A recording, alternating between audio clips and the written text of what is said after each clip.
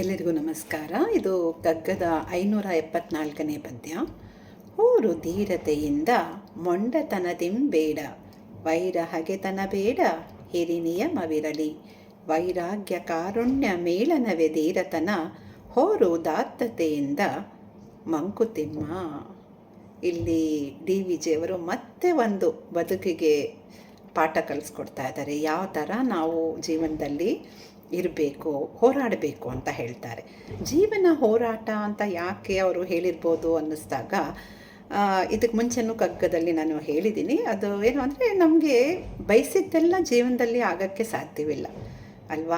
ಎಷ್ಟೋ ನಮಗೆ ಆಸೆ ಆಕಾಂಕ್ಷೆಗಳನ್ನು ಇಟ್ಕೊಂಡಿರ್ತೀವಿ, ಎಲ್ಲನೂ ಪೂರೈಸೋಕ್ಕೆ ಜೀವನದಲ್ಲಿ ಅದು ಸಾಧ್ಯವಿಲ್ಲ. ಹಾಗಾಗಿ ಆವಾಗ ನಮ್ಗೆ ಅನ್ಸುತ್ತೆ, ಅಯ್ಯೋ ಏನಪ್ಪ ಲೈಫಲ್ಲಿ ನಂಗೆ ಬೇಕಾಗಿದ್ದೆಲ್ಲ ಸಿಗ್ತಿಲ್ವಲ್ಲ ಅನ್ನೋದಕ್ಕೆ ಆವಾಗ ಅದೊಂದು ಹೋರಾಟಪ್ಪ, ಅದಕ್ಕೋಸ್ಕರ ನಾನು ಹೋರಾಡಬೇಕು ಅಂತ ಅನಿಸುತ್ತೆ. ಅದಕ್ಕೆ ಹೇಳ್ತಾರೆ, ಹೋರು ಧೀರತೆಯಿಂದ ಅಂದರೆ ನೀನು ಧೈರ್ಯವಾಗಿ, ಬ್ರೇವ್ ಆಗಿ ನೀನು ಹೋರಾಡಬೇಕಂತೆ. ಜೀವನದಲ್ಲಿ ಹೇಡಿತನ ಬೇಡ, ಒಂದು ಧೈರ್ಯವಾಗಿ ಆ ಜೀವನವನ್ನು ನೀನು ಎದುರಿಸು. ಮತ್ತು ಹೇಳ್ತಾರೆ, ಮೊಂಡತನದಿಂಬೇಡ. ಯಾವುದಕ್ಕೆ ಕಂಪೇರ್ ಮಾಡ್ತಾರೆ, ಸ್ಟಬರ್ನೆಸ್ ಬೇಡ. ಮೊಂಡತನ ಅಂದರೆ ಈಗ ಏನು ಹೇಳ್ತಾರಲ್ಲ, ಜಟ್ಟಿ ಜಾರು ಬಿದ್ದರೂ ಮೀಸೆ ಮಣ್ಣಾಗಲಿಲ್ಲ ಅಂತ ಹೇಳ್ತೀವಲ್ವ.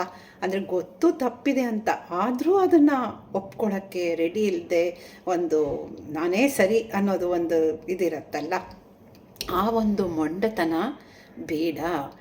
ಅಲ್ಲಿ ಮುಂದೆ ಹೇಳ್ತಾರೆ, ವೈರ ಹಗೆತನ ಬೇಡ, ಎನಿಮಿಟಿ ಬೇಡ. ವೈರ ಅಂದರೆ ಎನಿಮಿಟಿ, ಯಾರ ಜೊತೆನೂ ಎನಿಮಿಟಿ ಬೇಡ. ಹಗೆತನ ಬೇಡ, ಅನ್ಫ್ರೆಂಡ್ಲಿನೆಸ್. ಹಗೆತನ ಅಂದರೆ ಒಂಥರ ಇನ್ನೊಬ್ಬರ ಮೇಲೆ ದ್ವೇಷ ಆಗಲಿ ಅಥವಾ ಅಸೂಯೆ ಆಗಲಿ, ಜಲಸ್ ಆಗಲಿ, ಇದೆಲ್ಲ ಬೇಡ.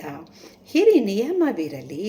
ನಿನ್ನ ಜೀವನದಲ್ಲಿ ಒಂದು ಹಿರಿಯಾದ ಅಂದರೆ ಹೈಯರ್ ಪರ್ಪಸ್ ಇರಲಿ ಅಂತ ಹೇಳ್ತಾರೆ. ಸೊ ಇಲ್ಲಿ ಹಿರಿ ನಿಯಮಗಳು ಅಂದರೆ ಏನು? ಎಷ್ಟೋ ಜನಕ್ಕೆ ನಾವು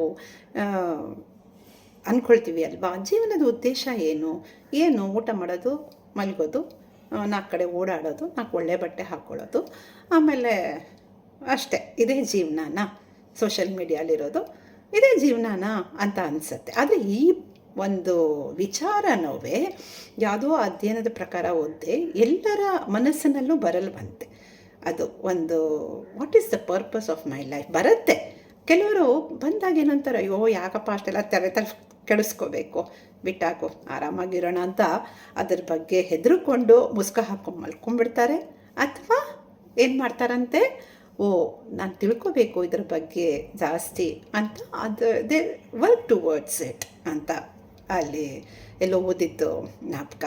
ಅದಕ್ಕೆ ಅವ್ರು ಹೇಳ್ತಾರೆ, ಹಿರಿ ನಿಯಮವಿರಲಿ, ಒಂದು ಹೈಯರ್ ಪರ್ಪಸ್ ಇರಬೇಕು. ಬರೀ ಊಟ ಮಾಡೋದು, ಮಲಗೋದು, ತಿರುಗಾಡೋದು ಅದೇ ಜೀವನ ಅಲ್ಲ. ನಮ್ಮ ಜೀವನದಲ್ಲಿ ಒಂದು ನಾವು ಹೈಯರ್ ಪರ್ಪಸ್ ಇಟ್ಕೊಂಡಾಗ ಅದು ಒಂದು ಒಳ್ಳೆ ಕಾರ್ಯ ಆಗತ್ತೆ ಅಂತ ಹೇಳ್ತಾರೆ. ಆಮೇಲೆ ವೈರಾಗ್ಯ ಕಾರುಣ್ಯ ಮೇಳನವೇ ಧೀರತನ.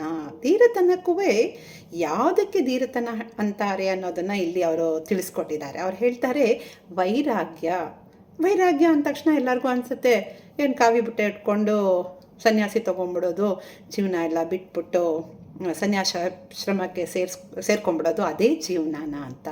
ಆದರೆ ಅದು ವೈರಾಗ್ಯತನವಲ್ಲ. ವೈರಾಗ್ಯ ಅಂದರೆ ಇಲ್ಲಿ ಅವರ ಪ್ರಕಾರ ಒಂದು ದುಃಖ ಕೊಡೋ ನಮಗೆ ಅಶಾಶ್ವತ ವಸ್ತುಗಳು ಏನಿದೆಯೋ ಅದು ಬೌದ್ಧಿಕವಾಗಿ, ಮಾನಸಿಕವಾಗಿ ನಮ್ಮ ಮೇಲೆ ಅದರ ಪ್ರಭಾವ ಬೀಳದೆ ಅದನ್ನು ಎದುರಿಸೋ ಒಂದು ಸಾಮರ್ಥ್ಯವನ್ನು ನಾವು ಹೊಂದಬೇಕು. ಅದು ವೈರಾಗ್ಯ. ಎಲ್ಲ ಜೀವನದಲ್ಲಿ ಇದ್ದುಕೊಂಡು ಸುಖಗಳನ್ನು ಅನುಭವಿಸ್ಕೊಂಡು ದುಃಖಗಳನ್ನು ಅದರ ಜೊತೆ ಹೋರಾಡಿ ಒಂದು ಬೌದ್ಧಿಕವಾಗಿ, ಮಾನಸಿಕವಾಗಿ ಏನು ಒಂದು ಬೆಳವಣಿಗೆ ನಾವು ಶಾಶ್ವತ ಕಡೆಗೆ ತಗೊಂಡು ಹೋಗ್ತೀವೋ ಅದಕ್ಕೆ ವೈರಾಗ್ಯ ಅಂತ ಹೇಳ್ತಾರೆ. ಮತ್ತು ಕಾರುಣ್ಯ, ಕಂಪ್ಯಾಷನ್, ಎಲ್ಲಾದ್ರದ್ದು ಒಂದು ಕಂಪ್ಯಾಷನ್ ಬೇಕು ನಮಗೆ. ಅದೇ ಒಂದು ಧೀರತನದ ಲಕ್ಷಣಗಳು ಅಂತ ಹೇಳ್ತಾರೆ. ಮತ್ತು ಹೇಳ್ತಾರೆ, ಹೋರು ಉದಾತ್ತತೆಯಿಂದ. ಅಂದರೆ ನೀನು ಯಾವ ಥರ ಹೋರಾಡಬೇಕು, ಉದಾತ್ತ ಮನೋಭಾವದಿಂದ, ಮನಸ್ಸಿನ ಶ್ರೀಮಂತಿಕೆಯಿಂದ. ಅಂದರೆ ಸೆಲ್ಫಿಶ್ ಆಗದೆ, ಸೆಲ್ಫ್ಲೆಸ್ ಆಗಿ ಒಂದು ನೀನು ಈ ಜೀವನದಲ್ಲಿ ಹೋರಾಡು ಅಂತ ಇಲ್ಲಿ ನಮಗೆ ಎಷ್ಟು ಸುಂದರವಾಗಿ ಒಂದು 4 ಲೈನಲ್ಲಿ ತಿಳಿಸ್ತಾರೆ. ಏನು ಹೇಳ್ತಾರೆ ಅವರು? ನೀನು ಧೈರ್ಯವಾಗಿ ಜೀವನವನ್ನು ಎದುರಿಸು, ಅದರಲ್ಲಿ ಮೊಂಡತನಗಳು ಬೇಡ ಮತ್ತು ವೈರಿ ಹಗೆತನಗಳು ಬೇಡ. Have higher purpose in your life, ಮತ್ತು ಒಂದು ಕಾರುಣ್ಯ ಮನೋಭಾವ ಹೊಂದು ಒಂದು ಶಾಶ್ವತವಾದ ಕಡೆ ನಿನ್ನ ಮನಸ್ಸನ್ನು ಕರ್ಕೊಂಡು ಹೋಗು. ಆಮೇಲೆ ನೀನು ಎಲ್ಲರೊಡೆಯೂ ಹೃದಯ ಶ್ರೀಮಂತಿಕೆಯಿಂದ ಬಾಳು ಅಂತ ಹೇಳಿ ಎಷ್ಟು ಸುಂದರವಾಗಿ ನಮಗೆ ಇಲ್ಲಿ ಒಂದು ಬಾಳುವ ಕಲೆಯನ್ನು ಕಲಿಸ್ಕೊಡ್ತಾ ಇದ್ದಾರೆ. ಧನ್ಯವಾದಗಳು.